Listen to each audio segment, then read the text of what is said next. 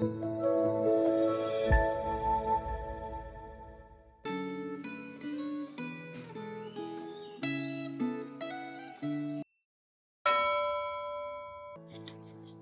Bapak Ibu Saudara sekalian, mari kita minta pertolongan Tuhan untuk mengerti firman-Nya. Tuhan, berikanlah pemahaman akan firman-Mu. Biarlah Roh Kudus boleh menolong kami melakukan firman Tuhan di dalam hidup kami. Di dalam nama Tuhan kami Yesus Kristus kami berdoa. Amin. Pembacaan kita sampai di dalam 2 Timotius pasal 1. 2 Timotius pasal 1, saya hanya akan membacakan ayat yang 16 sampai 18. Tuhan kiranya mengaruniakan rahmat-Nya kepada keluarga Onesiforus yang telah berulang-ulang menyegarkan hatiku. Ia tidak malu menjumpai aku di dalam penjara. Ketika di Roma, ia berusaha mencari aku dan sudah juga menemui aku. Kiranya Tuhan menunjukkan rahmat-Nya kepadanya pada harinya. Betapa banyaknya pelayanan yang ia lakukan di Efesus, engkau lebih mengetahuinya daripadaku. Tema kita hari ini, teguh bertekun dalam kesulitan.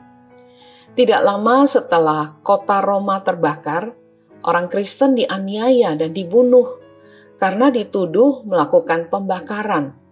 Rasul Paulus ditangkap lagi. Dia dianiaya dan dipenjara di kota Roma. Dalam penjara, Rasul Paulus menulis surat Timotius yang kedua.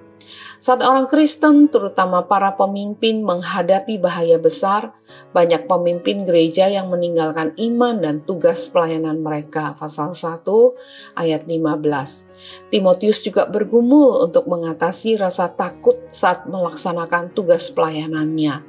Rasul Paulus mendorong Timotius agar berani menghadapi segala resiko dan tetap setia seperti Kristus yang setia sampai mati untuk menyelamatkan manusia. Rasul Paulus sendiri tetap setia memberitakan Injil sampai akhir hidupnya. Meskipun orang Kristen dianiaya, tampak hina dan terkutuk, Rasul Paulus tidak malu memberitakan Kristus. Bahkan ia mengatakan bahwa Injil adalah harta yang indah. Memang kenyataannya demikian.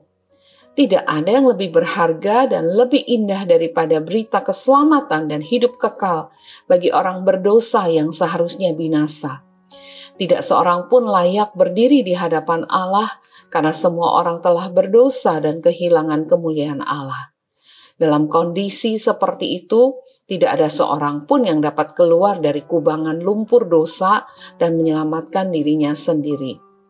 Anselmus menyebut kondisi ini manusia berhutang, tetapi hanya Allah yang dapat melunasi hutang itu. Oleh karena itu, Allah sendiri yang membayar hutang dosa itu dengan harga yang mahal, yaitu darah Kristus yang tidak bercela. 1 Petrus 1:19. Ini menjadikan anugerah keselamatan dan hidup kekal itu suatu harga yang tidak ternilai. Tidak seharusnya ada orang yang malu memberitakannya, termasuk Paulus, Timotius, dan juga kita.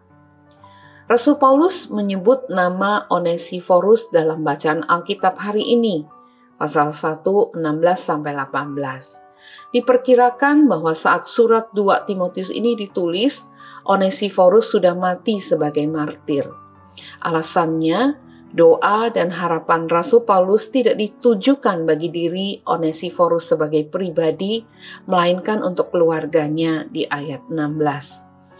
Selain itu, permohonan rahmat bagi Onesiforus bukan dimaksudkan untuk saat surat ini ditulis, melainkan pada hari itu, ayat 18, yang menunjuk pada hari Tuhan. Onesiforus berusaha mencari Rasul Paulus dan tetap berani mengunjunginya setelah tahu bahwa ia sedang dipenjara. Padahal hal itu berarti secara terbuka menyatakan diri sebagai pengikut Kristus yang sangat dibenci pemerintah Romawi saat itu, dan nyawa menjadi taruhannya. Onesiforus merupakan teladan iman bagi Timotius dan bagi orang percaya sepanjang masa. Saat Anda menghadapi tekanan dunia yang menolak Kristus, apakah Anda tetap berani menunjukkan identitas iman Anda? Mari kita berdoa. Tuhan, tolonglah kami, supaya kami menjadi murid Kristus yang berani menunjukkan identitas kami sebagai anak Tuhan, bahkan di tengah-tengah situasi yang tidak menguntungkan kami, bahkan mungkin membahayakan hidup kami. Tolonglah kami Tuhan setia dan berani hidup bagi Tuhan. Di dalam nama Tuhan Yesus kami berdoa. Amin. Tuhan memberkati kita semua Bapak Ibu Saudara sekalian.